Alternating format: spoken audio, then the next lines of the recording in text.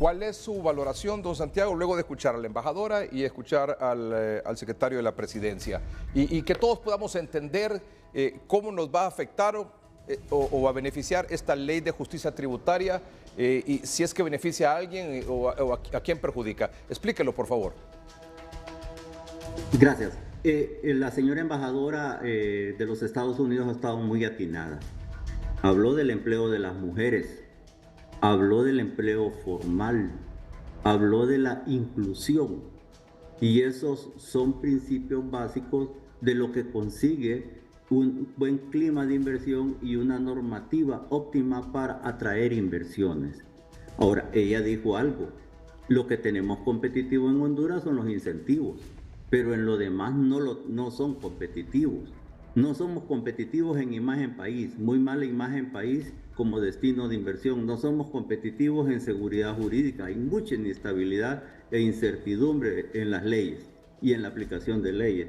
Tenemos una muy mala infraestructura vial, tenemos muy mal servicio de energía eléctrica, tenemos muy baja calidad en la mano de obra porque el INFOP no está cumpliendo con su rol. Entonces, si tenemos eso, lo que nos queda son incentivos, pero si eliminamos los incentivos, desaparecen los beneficios del empleo formal, el empleo inclusivo, que permite una mejor protección social. Si dejamos desamparados, imagínense, Melgar, si usted elimina los incentivos para las inversiones, por ejemplo, en la zona de Sula, hablemos de Villanueva, de Choloma, del Progreso, de San Pedro Sula, de Pimienta, y estos lugares donde hay alta concentración de empresas, por ejemplo, maquiladoras, donde más del 50%, 55% son empleos de mujeres, muchas de ellas cabezas de familia. ¿Qué le va a pasar? Choloma creció en el periodo de la maquila 5 veces en población.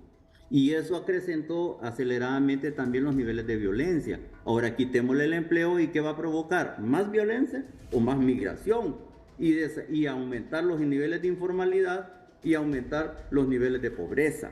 Entonces no discrepamos, digamos, en lo que plantea, en parte de lo que plantea el señor ministro, porque Biden puede seguir diciendo estas cosas para su país.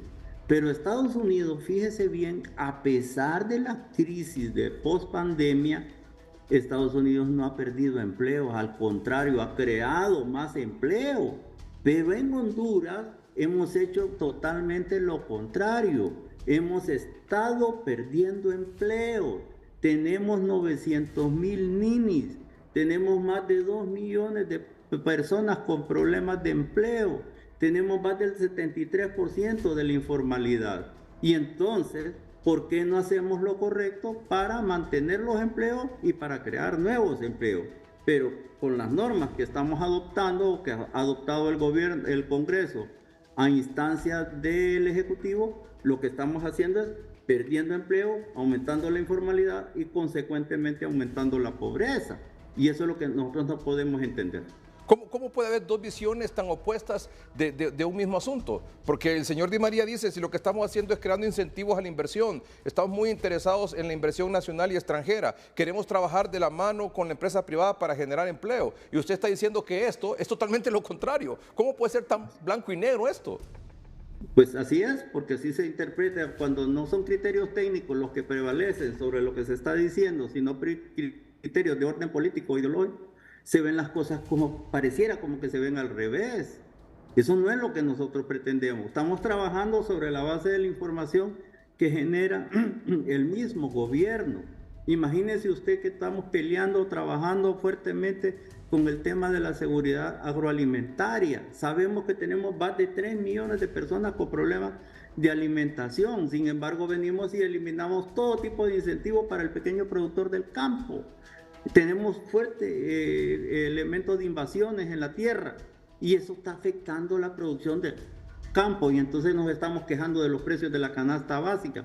¿Por qué? Porque estamos generando escasez y cuando hay escasez los precios van para arriba. ¿Y quién se afecta? El más pobre, porque si más del 70% de los empleados ganan menos de un salario mínimo, y esa gente solo puede consumir lo más elemental de una canasta básica y esa canasta básica se está inflando, los índices de precios no los publico yo, los publica el Banco Central. Y el Banco Central dice que este mes de febrero, volvió a subir el índice de inflación en 9.80, casi el 10%. Y de eso, la mayor parte de esa inflación está relacionada con los productos de alimentos. Y entonces, ¿quién se empobrece más? Ese es el dilema. Y ahí es donde probablemente disentimos entre la visión del gobierno y la visión del sector privado, en donde nosotros creemos que crear empleo es la solución, y empleo formal y empleo inclusivo que incluya a mujeres y a jóvenes y que tenga protección social. Claro. Solo así vamos a garantizar calidad de vida para el hondureño, don Edgar. Pero don Santiago, también el señor Di María dice que lo que se busca es que el que más tiene o el que más ingresos percibe pague más y el que menos tiene pague menos. Sí, señor, pero imagínese, don Edgardo, que en una de las alocuciones del señor director del SAR, en la reunión que tuvo con el COEP, dijo que el gobierno anterior había creado 14 impuestos para los pobres. Pero fíjese que en la ley de justicia tributaria no se elimina ninguno, no se reduce ninguno. Y entonces, ¿cómo es que busca equidad? El impuesto ya establece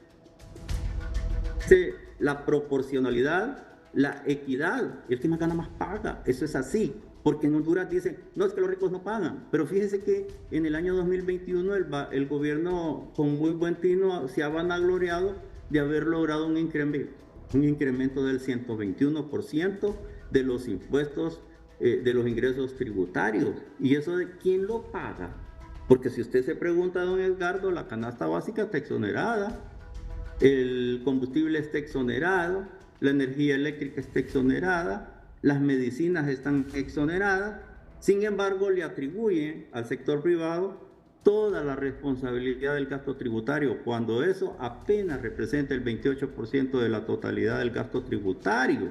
Entonces el problema es pensar que el rico no paga. Es el rico, sí, pero también es la clase media. Y este es un ataque muy directo, no solo para el pobre, sino también para la clase media, que es la que pone el lomo. Y entonces, en la medida en que achicamos la clase media, socialmente los países se desestabilizan. Así que no parece entonces que el enfoque de la reforma está orientada a ese nombre fastuoso que le han puesto de justicia tributaria, porque lo que parece es un mecanismo de redistribución al revés.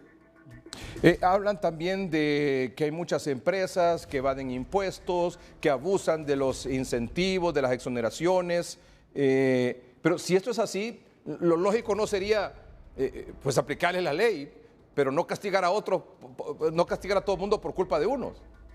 Yo creo que son corresponsables los administradores públicos cuando no aplican la ley.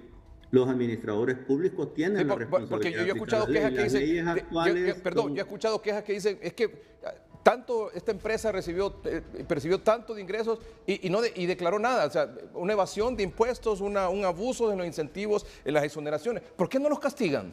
Las facultades y las potestades la tiene el administrador público que implementa la... Y publicar los nombres así, publicar los nombres, evidenciarlos. Los nombres, pero además castigue, claro. Sigue el debido proceso para aplicarlo. El COEP ha sido una institución muy seria y responsable en esa materia y permanentemente dice, estamos de acuerdo con la revisión y estamos de acuerdo en sancionar los abusos. El que no cumple la ley es el administrador, que si sabe que un beneficiario de un régimen de incentivo o exoneración no está cumpliendo, no lo sanciona o no le quita el beneficio. No somos nosotros. Siempre hemos dicho que estamos abiertos a efectuar. Para eso no necesitamos crear nuevas leyes. No se construye destruyendo, se construye mejorando y aplicando la ley como se debe. Si usted que tiene la potestad no lo hace, no le eche la culpa a los demás. Sí. Me llamó la atención y traigo a colación una declaración de esta semana aquí en el noticiero de don Pedro Barquero, secretario de Desarrollo Económico, cuando él reaccionó aquí en el programa al tema este de ampliar el beneficio pre y post natal para embarazadas y que ahora se podría beneficiar también a la pareja. con 6 días antes y 10 días después del parto. Y él decía que era un problema para la economía, que era un problema para las empresas, para el seguro social, que había que consultarle a la empresa privada sobre estos temas, etcétera, etcétera. Y además dijo otra cosa. Estamos desmotivando la inversión. De hecho, dijo don Pedro Barquero, del Triángulo Norte, es decir, los países que conforman el Triángulo Norte de Centroamérica, Guatemala, El Salvador y Honduras, hacia donde está yéndose, hasta donde está yendo la inversión, es hacia Guatemala. Sí, recientemente estuvo aquí, voy a empezar de atrás para adelante, la señora asistente técnico de la vicepresidenta Kamala Harris, en la que informaba de que nuevas inversiones están viniendo de los Estados Unidos al Triángulo Norte, pero ella dijo que de ese 100% de las nuevas inversiones que están viniendo, que le dicen nearshoring, pero o otros le dicen friendly shoring, apenas el 10% está viniendo a Honduras. El resto se está quedando en Guatemala o en El Salvador. Y eso significa solo el 10% de oportunidades, solo el 10%. Y si ustedes se fijan, las cifras de inversión extranjera directa que muestra el Banco Central hasta el tercer trimestre del año 2022, apenas teníamos 770 millones de dólares. Y de esos 770 millones de dólares, el 91% era reinversión de utilidades. Eso quiere decir que no están viniendo nuevas inversiones. Se mencionó que Costa Rica fue declarado un paraíso fiscal. Sí, pero Costa Rica trajo en el mismo periodo 1.348 millones de dólares. 40 nuevas empresas en Costa Rica creando empleo.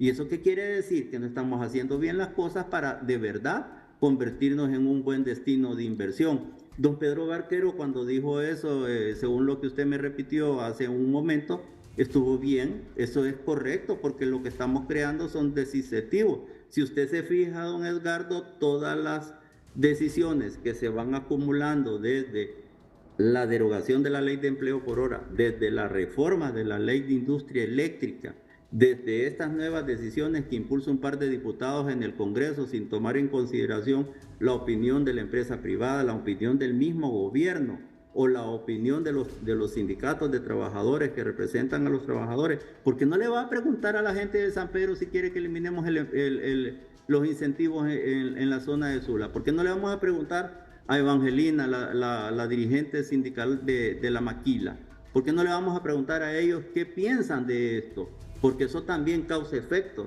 y no lo pensemos que le están causando efecto a los ricos y a los pobres. Las empresas grandes pueden vivir en Honduras o pueden vivir en cualquier destino de inversión. El problema son las MIPYMES, porque alrededor de una maquila hay miles de trabajos o empleos dependiendo de empresas que están en la cadena de suministro o que están vendiendo servicios en las zonas de influencia.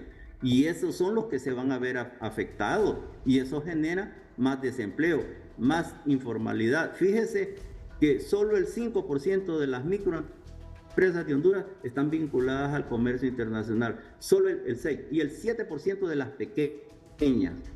¿Y por qué no creamos un incentivo para que estas empresas se puedan vincular? Y por ahora, la más fácil vinculación ha sido a través de las empresas grandes, cuando ellos pueden proveerle en la cadena de suministro a esas empresas que están exportando. Así se vinculan, y eso es lo que permitiría un crecimiento de verdad inclusivo que genere oportunidades para todos, sobre todo para nuestros jóvenes, y evitar que esos jóvenes vayan a engrosar las filas de grupos irregulares de violencia en la calle, o que vayan a engrosar las filas de esas tristemente célebres caravanas en donde los jóvenes que no tienen oportunidad, ya sea por violencia o por falta de trabajo, se van de Honduras a buscar otro destino.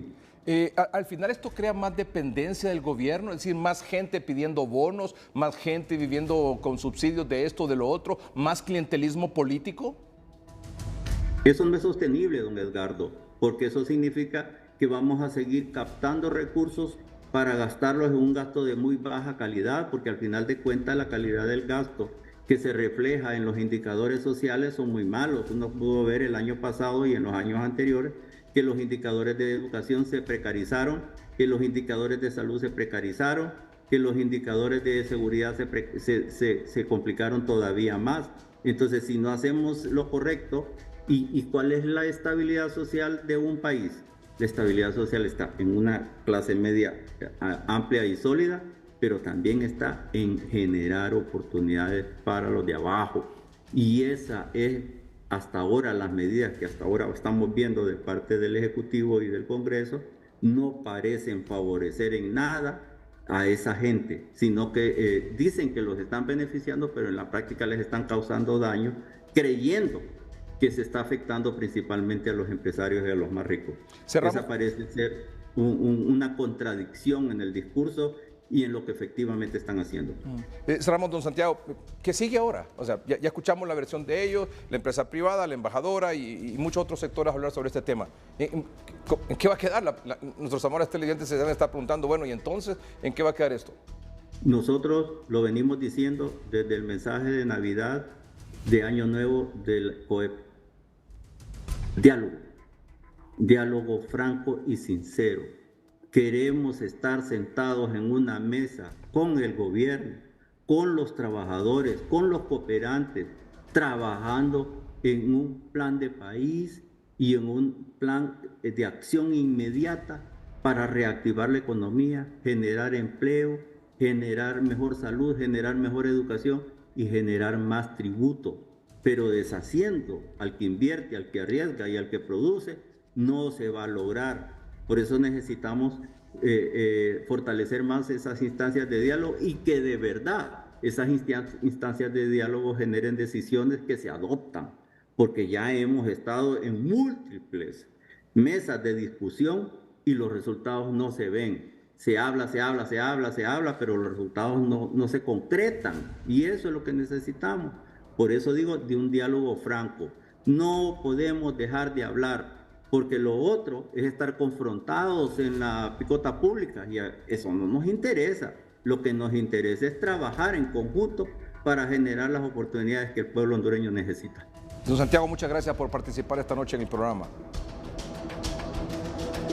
Gracias a usted, señor periodista, amigo, don Edgardo Melgar, por la oportunidad que nos brinda y gracias al público que escucha y ve su gustado programa por habernos puesto un poquito de atención. Ojalá que esto no suene a un conflicto ni a un debate. No, solo queremos llamar la atención sobre los hechos y llamar la atención también sobre el interés que tenemos de seguir trabajando de manera conjunta, porque la problemática de este país excede las capacidades del gobierno. Si todos los actores sociales no estamos sentados en la misma mesa trabajando por una sola Honduras, entonces no vamos a lograr salir del agujero. Gracias a usted. Buenas noches. Gracias. Don Santiago Herrera es director de Política Económica del Consejo Hondureño de la Empresa Privada.